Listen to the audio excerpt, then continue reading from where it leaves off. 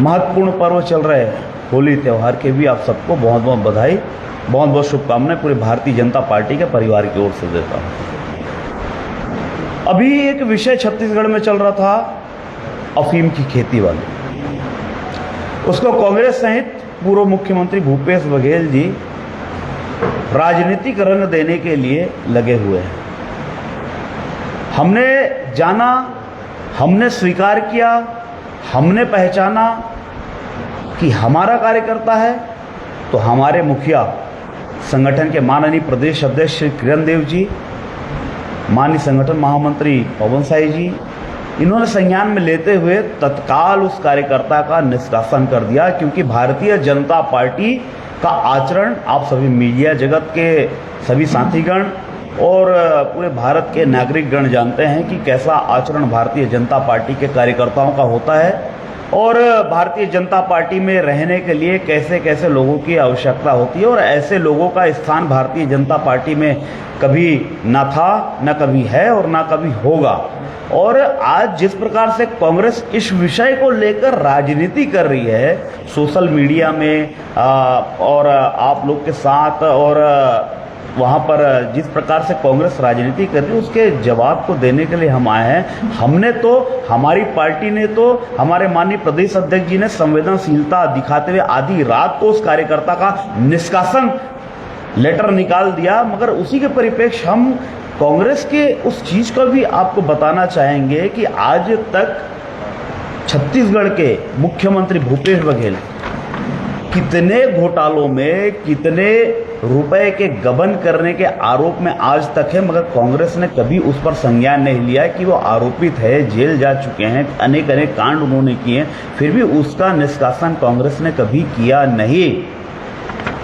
Mahadev app सबसे बड़ा एक इस प्रदेश के धूमिल करने वाला जो सट्टे का ऐप था, उसके लेवी को लेकर उसके खिलाफ एक बड़ा आरोप सिद्ध हुआ था, उसमें भी ना कांग्रेस ने उसका संज्ञान लिया।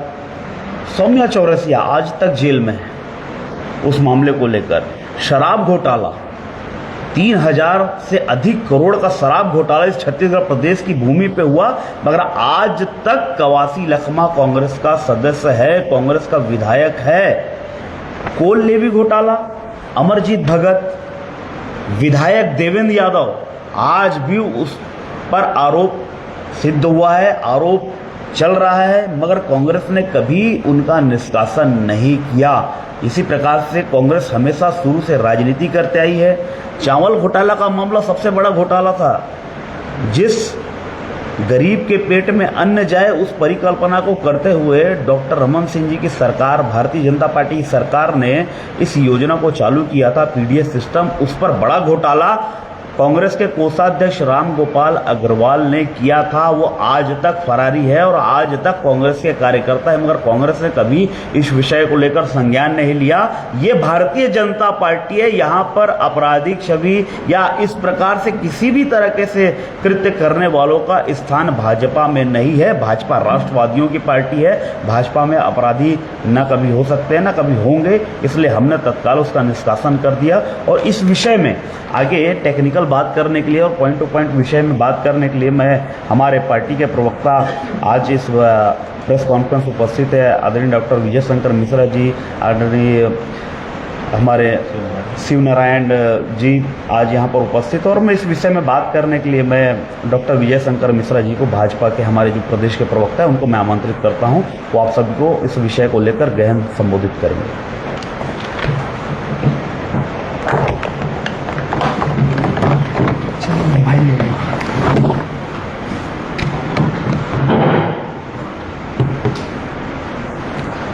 पहले मैं आपको कुछ फ़ोटो और वीडियो दिखा देता हूं, जिससे चीज़ें क्लियर रहेंगी।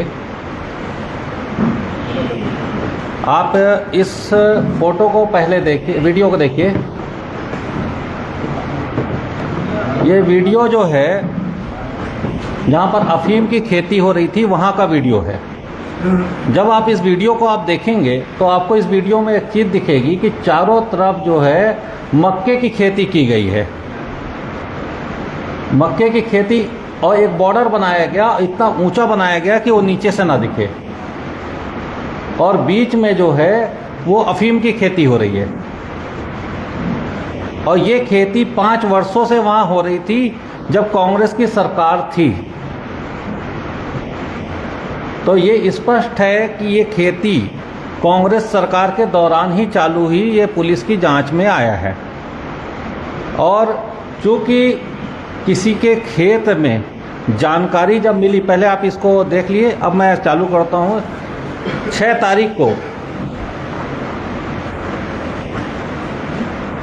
6 मार्च को जब इस बात की जानकारी आई कि दुर्ग के एक गांव में एक खेत में इस तरीके की खेती हो रही है, तो तत्काल पूरा शासन प्रशासन संज्ञान लेते हुए पुलिस कार्रवाई के लिए और साथ में कलेक्टर के द्वारा राजस्व विभाग, आबकारी विभाग और केंद्र सरकार की जो एजेंसियां हैं सभी को वहाँ भेजा गया। जब वहाँ सभी एजेंसियां पहुँच गई तो उन्होंने देखा कि एक जो है मक्के का खेत तैयार किया गया बॉर्डर में, उसके बीच में अफीम की खेती की गई जिससे लोगों को पता ना लगे। ये राज्य सरकार की उस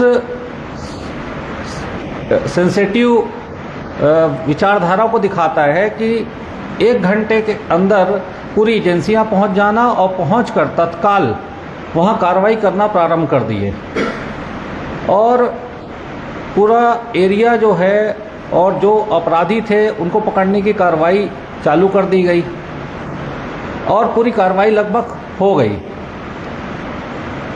इस चीज़ को कहीं ना कहीं कांग्रेस पार्टी लगातार देख रही थी और भूपेश बघेल जी भी देख रहे थे। भूपेश बघेल जी को रहा नहीं गया और भूपेश बघेल जी 7 तारीख को, उसको काम अभी है नहीं तो सोचे पर्यटन ही कराए, तो कुछ कैमरा लेकर वो पर्यटन के लिए वहाँ चले गए। और पर्यटन करते करते एक आपको और वीडियो दिखाऊंगा जिसमें जो उनके साथ लोग गए थे, जो कांग्रेस के ही वेबसाइट में डला हुआ है, जो उन्होंने अपने खुद के उसमें डाला हुआ है, और उसमें आप देखेंगे कि कोई कह रहा है कि कुछ चोरी कर लो हम बेच लेंगे, चुपचाप तोड़ के रख लो जेब में। वो आपको मैं वीडियो दिखाऊंगा। तो भूपेश बघेल जी को ये जवाब देना चाहिए कि ऐसे किन लोगों को लेके गए थे जो कि उसमें भी अफीम को रखने की बात कर रहे हैं, और कितना रख के लेके चले गए। दूसरी चीज़, वहाँ गए क्यों थे जब सरकार पूरे सेंसिटिव तरीके से वहाँ पर कार्रवाई कर दी थी। तीसरी चीज़ ये है कि कोई भी आदमी विषय तब उठाता है जब कार्रवाई नहीं होती। सरकार इतनी सेंसिटिव थी कि पहले ही कार्रवाई कर चुकी थी, तो खाली अपनी राजनीति चमकाने के लिए कांग्रेस के पूरे नेता इसमें टूट पड़े। कभी भी कोई आंदोलन, धरना प्रदर्शन या बयानबाजी तब होती है जब कार्रवाई नहीं होती है, तो कार्रवाई पहले हो गई। तो कांग्रेस को ये देखना चाहिए कि वो खुद अपने समय नशा का कारोबार पूरी तरह से की थी, और भारतीय जनता पार्टी की सरकार, हमारे माननीय मुख्यमंत्री विष्णुदेव साय जी की सरकार इतनी अधिक सेंसिटिव है कि 1 घंटे में चीज़ों को पूरा कंट्रोल करना और करने के बाद कार्रवाई करके और गिरफ्तार करना, ये सब कार्रवाई कर दी। और कांग्रेस खाली उन्हीं के समय ये पेड़ लगने चालू हुए थे और वो खाली राजनीति करती नज़र आ रही है।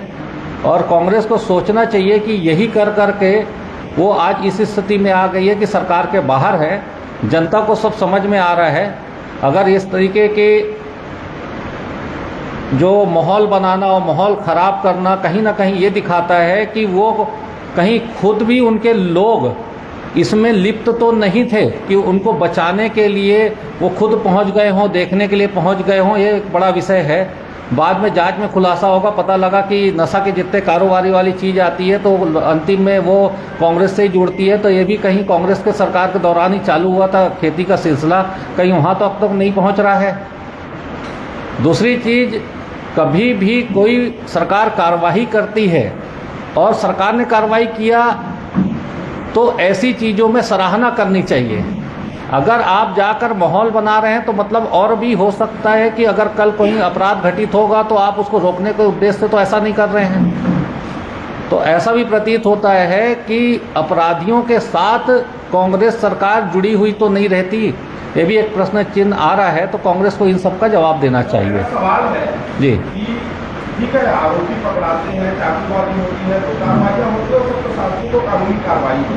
सवाल ये है कि आप लोग जियो सर्वे का दावा करते हैं, सभी खेतों का सर्वे होता है और डिजिटल सर्वे किया जाता है। अगस्त महीने में उसी खेत का सर्वे हुआ था, मक्की और गेहूँ की फसल उसमें दिखाई जा रही है। तो डिजिटल सर्वे पूरा फैल हो गया आपका, मतलब अपनी को पहचान नहीं पाई, आप अधिकारी काउंट पर नहीं जाते हैं। दूसरी बात है कि अगर खुद अधिकारी खुलासे में कह रहे हैं कि लगभग 1.5-2 साल से ये खेती शुरू हुई थी और उसके बाद उन्होंने कार्रवाई की है। आप कह रहे हैं 5 साल से खेती चल रही है, तो 3 साल से प्रदेश में भाजपा की सरकार है, पुलिस का इंटेलिजेंस कहाँ है, एनसीबी कहाँ है, जो डिजिटल जो उसमें नारकोटिक्स ब्यूरो कहाँ है, ये सब लोग क्यों नहीं पहुँच पाए? सवाल तो ये है। कार्रवाइयाँ तो हो रही है, पहले भी हुई है कार्रवाई इस तरह की, लेकिन अफीम की खेती होना, उसके वहाँ पर पैदावार होना, मैन्युफैक्चरिंग होना, ट्रांसपोर्ट होना, अगर 5 साल से हो रहा है तो 1.5 साल से हो रहा है। जीरो टाइम में जो सर्वे होता है उसमें मक्का और गेहूँ दिखाया जा रहा है, वहाँ के कलेक्टर को ऐसा बयान दे रहे हैं, तो ये कैसे संभव है? ऐसे में तो कोई भी कुछ भी खेती कर लेगा। हाँ, मैं इसी का जवाब देता हूँ। पहला चीज़ कि जो खेती हुई वो 5 सालों से हो रही है वहाँ। दूसरी चीज़, जो अफीम की खेती होती है उसकी बुवाई जो है वो अगस्त सितंबर के बाद ही होती है, इसको जाके आप देख लेंगे। तो जब ये घेराबंदी कर कर बुवाई की गई उस दौरान नज़र नहीं रहता है उन चीज़ों में। जब नज़र आई तो सरकार इतनी सेंसिटिव है कि तत्काल एक्शन में आई। जब ये 5 वर्षों से चल रहा था उनको पता नहीं लगा। अभी भी ये कोई कांग्रेस का उठाया हुआ मुद्दा नहीं है, ये कोई जहाँ सूचना आई किसी नागरिक के द्वारा कि ऐसा हो रहा है तो कांग्रेस को बोलने का अवसर भी नहीं मिला। सरकार का जो कार्य है उसी से दिखता है कि सूचना आई और एक अपराधी भी न छूटे और तत्काल कार्यवाही हो, तो उसी ओर पूरी कार्यवाही की गई सरकार के द्वारा।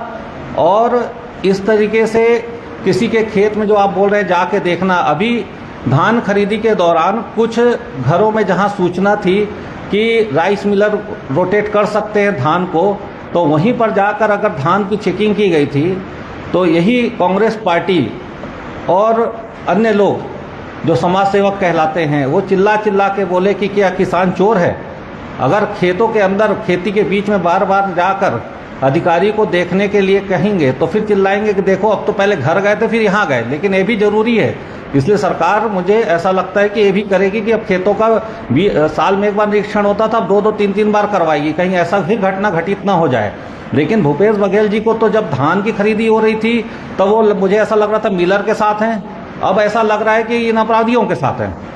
एक बड़ी बात सामने ये आ रही है, निलंबन की कार्रवाई हुई, ठीक है, आप जो बता रहे हैं वो भी सही है कि कार्रवाई हो रही है, 1 घंटे में मुख्यमंत्री के साथ, लेकिन गिरफ्तारी अभी तक कोई नहीं हुई जो जमीन मालिक है। क्योंकि 2 बातें सामने आ रही है कि उन्होंने लीज पे ली हुई थी, आपके जो सदस्य हैं कामगार